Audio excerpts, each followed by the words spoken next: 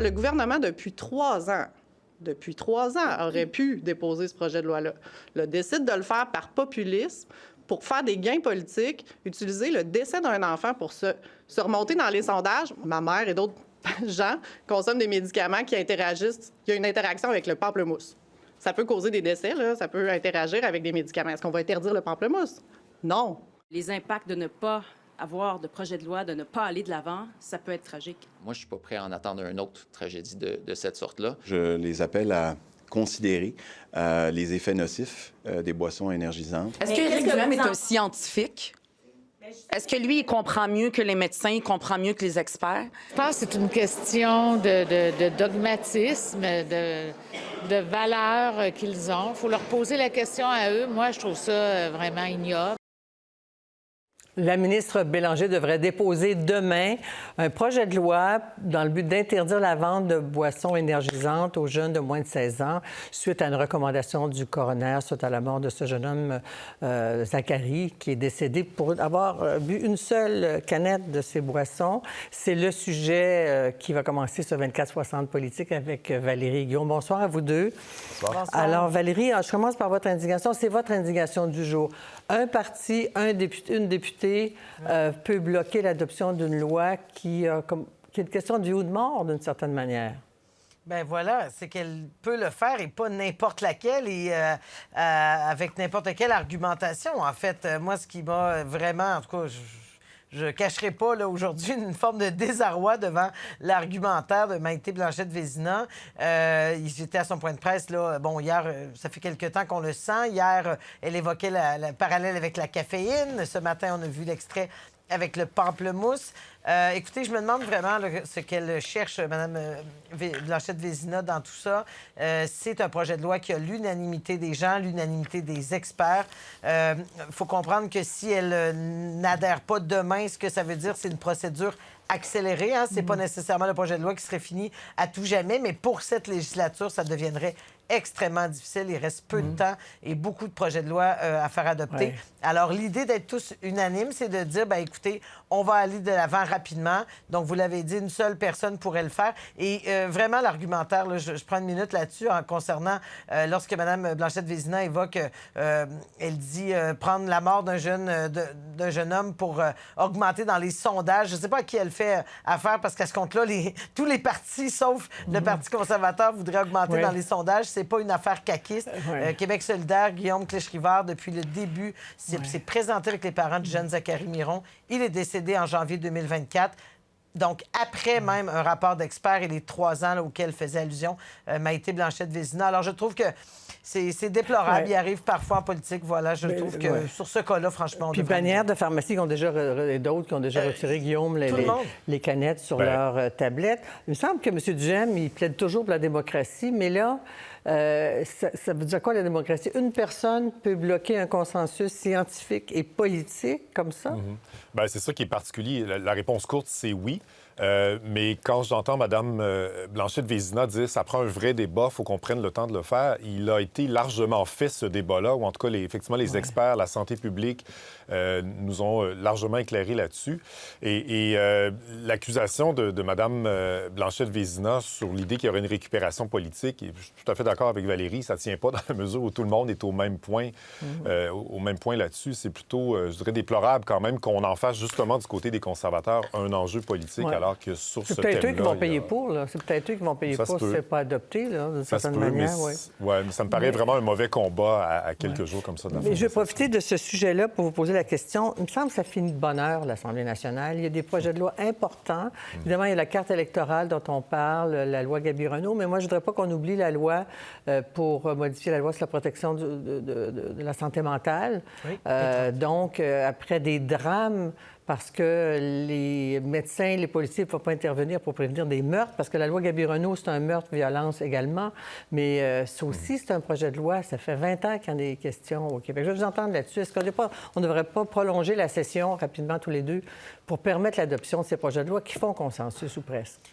Oui, bien, ça a été une session particulière. On a tous dit non, on ne prolongera pas, on va essayer de faire entrer. Je pense qu'il y a eu un consensus parce qu'on l'a évoqué, effectivement, cette question qui est très légitime de votre part. Maintenant, il ne faut pas oublier que c'est une session parlementaire qui a eu 5 semaines. On a prorogé pour l'arrivée de Mme Fréchette permettent... Alors, c'est tout ça là, qui fait qu'il y a un véritable embouteillage en fin de parcours. Les parlements ailleurs, en France, aux États-Unis, dans bien d'autres pays, ça siège pas mal plus longtemps, Guillaume. Ben oui.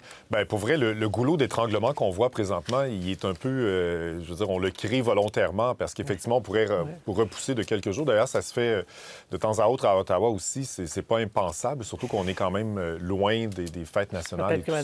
Ça prend l'accord de tout le monde. Peut-être que Mme Maïté ne voudra pas. Alors, votre sujet à vous, Guillaume, aujourd'hui, c'est cette annonce d'Ottawa sur les géants du Web. On écoute. Ça fait partie d'une longue liste qui a été communiquée par le représentant des États-Unis. Ottawa recule. C'était la même chose pour la taxe sur les services numériques. Donc, vous commencez à me connaître. Moi, je pense qu'il ne faut pas exclure de poser ce geste-là nous-mêmes. Je fais un appel ce soir, du fond du cœur et très sincère, à tous les partis politiques québécois, que ce soit un enjeu électoral, mais que chacun se positionne et qu'on reste unis sur cette question-là pour passer au travers puis empêcher ce qui s'annonce. Alors, Guillaume, là où le bas blesse. Oui, bien en fait, c'est quand même particulier parce qu'on sait que le dossier américain, les relations avec les États-Unis, ça a entraîné des reculs importants en environnement.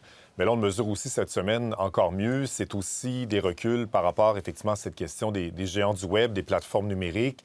Vous savez, Anne-Marie, ça fait grosso modo depuis 2018 qu'on réfléchit à Ottawa sur comment encadrer ce secteur-là, mais surtout comment faire en sorte que ces entreprises contribuent au financement de la culture canadienne puis du contenu local. Et on avait trouvé, en gros, oui, cette question de la taxe sur les services numériques, 3 que M. Carney a aboli l'année passée en disant « ça va nous permettre d'avoir une entente sur les tarifs ». Ça n'a pas été le cas, de toute évidence. Mais surtout, on avait trouvé, à travers la loi sur la diffusion en continu, cette idée en fait, le CRTC demandait une contribution de 5 des revenus à ces grandes entreprises. Puis donc, cet argent-là devait servir à financer la culture. Et là, cette semaine, ben voilà, on apprend que le gouvernement va payer à la place des plateformes numériques. Ça veut dire les contribuables canadiens, il faut bien le comprendre. Et surtout, on apprend qu'il demande au CRTC de revoir à la baisse tout son cadre réglementaire. Alors, partant de là, c'est comme si on effaçait finalement les 7-8 dernières années de réflexion puis de discussion très lente, d'ailleurs, sur cette question-là, parce qu'il y a ce dossier américain qui est très complexe, on le comprend, mais c'est quand même un peu tragique de voir que c'est la culture, dans le cas présent. Oui, on laisserait tomber des milliards de dollars en redevances pour que le gouvernement compense Valérie avec 600 millions. C'est les contribuables qui paient pour les plateformes, pour les géants américains, là. Oui, puis M. Carney essaie d'emballer tout ça comme une bonne nouvelle dans le portefeuille des contribuables. Là. C'était pas mal cousu de fil blanc, tout ça, la manière de le présenter. Puis je retiens un point où on a vu l'extrait de Mathieu Lacombe, parce que le gouvernement du Québec, il faut voir ce projet-là de découvrabilité, ça tient énormément à cœur. Alors, chaque fois que le fédéral se comporte comme ça, bien, c'est aussi, même si les enjeux linguistiques et tout ça sont hauts, il en demeure pas moins que c'est encore aussi un recul dans cette acceptabilité. Je vous prends au mot sur le fédéral, Valérie, parce que c'est votre choix. L'annonce Fréchette-Carney, un nouveau partenariat, un nouveau vocabulaire, en fait. Oui, nouveau vocabulaire. Les oppositions se demandent encore qu'est-ce que ça veut dire, ce partenariat, ce changement de ton. On verra là aussi les détails de toutes les ententes à la pièce parce que, bon, ce grand moment qu'on voit présentement à Longueuil, donc, c'était cette fameuse annonce là, pour les infrastructures mardi. Ça a été quand même assez spectaculaire, il faut le dire, là, comme image, comme victoire, il faut le dire, là, pour Mme Fréchette. Lorsqu'on se parlait ici les trois jeudi dernier, rappelons-nous la mauvaise semaine de Mme Fréchette. On peut dire que les semaines se suivent et ne se ressemblent pas, mais il restera quand même des questions. Ça demeure l'argent des Québécois qui nous est ramené dans des champs de compétences. Alors, nécessairement, ça va continuer à se questionner. Les questions qui se posent, bien évidemment, c'est ce fameux partenariat. Est-ce qu'il quelques ententes de visibilité? Est-ce qu'il y a des choses qu'on aurait laissées sur la table pour faciliter? Est-ce que c'est exclusivement lié à un certain contexte, à une volonté de régler, à la nouvelle entente Carney-Fréchette? En tout cas, voilà. Donc, c'était quand même un grand moment de la semaine politique au Canada. Pour un mot là-dessus, avant de passer à votre... Bien, écoutez, je pense quand même que je suis relativement d'accord avec, je pense que c'est Paul Saint-Pierre Plamondon qui disait qu'il ne faut quand même pas considérer comme un miracle le fait que nos impôts reviennent au Québec. il y a de ça, mais il y a quand même, à travers tout ça, effectivement, une bonne nouvelle. Et peut-être que toute cette question de est-ce que c'est sans condition, est-ce que Ottawa touche à nos champs de compétences, dans la mesure où les projets qui sont identifiés sont des projets qui étaient déjà priorisés par Québec, la plupart du temps déjà dans le plan québécois des infrastructures, à un moment donné, je pense qu'on peut aller de l'avant parce qu'il y a des besoins vraiment très importants. Puis il y avait déjà des projets comme le tramway à Québec, c'est déjà commencé, la ligne bleue aussi. Bon, Guillaume, vous avez une indignation. C'est encore un député, un ancien de la CAQ, Yuri Chassin, qui bloque le processus de révision de la carte électorale. On écoute. Oui. Okay. Avec le projet de loi numéro 3 sur la carte électorale, Madame la Présidente, en contravention avec les institutions, il atteint à la Constitution du Québec. Est-ce que mes collègues vont respecter leur serment? C'est un grand geste démocratique dont je ne suis pas fier, dont nous sommes fiers. C'est un projet de loi déposé au nous, de manière transpartisane. J'invite le député de Saint-Jérôme à le lire avec bonne foi. Pourquoi ce choix? Bien, puis mon indignation n'est pas sur Yuri Chassin parce que je trouve qu'il soulève de très bons arguments qui sont aussi ceux du directeur général des élections, qui, en gros, nous rappelle que tout ce processus de refonte de la carte électorale puis de délimitation, bien, depuis 1979, on a souhaité au Québec, c'était René Lévesque à l'époque, mais Robert Bourassa aussi, on a souhaité faire en sorte que le politique ne touche pas à ça, puis que ça soit mené de façon neutre et impartiale par la Commission de la représentation électorale. On est en train, pour des considérations qui sont valables, toute cette question de la circonscription en Gaspésie et tout, mais on est en train essentiellement d'effacer tout ça. Puis là, ce qu'on voit, on entend M. Roberge, les élus qui décident de la carte électorale et qui, en plus, présentent ça comme un grand geste démocratique. J'ai une certaine réticence à en parler de cette façon. Un petit mot là-dessus, Valérie, en terminant? Oui, bien, encore une fois, on revient encore aussi au contexte parlementaire. Hein? Ce débat-là, il date de longue date. On se retrouve encore une fois à vouloir aller dans un processus accéléré. On aurait pu avoir cette réflexion-là il y a longtemps. Et encore une fois, on fait partie de l'embouteillage de fin de session. Alors, tout un suspense pour voir quels projets de loi vont tomber au feuilleton et ceux qui vont être adoptés. Alors, c'est à voir. Merci beaucoup, Guillaume. Merci, Valérie. Très bonne semaine d'actualité. À la semaine prochaine. Merci. Bonne semaine.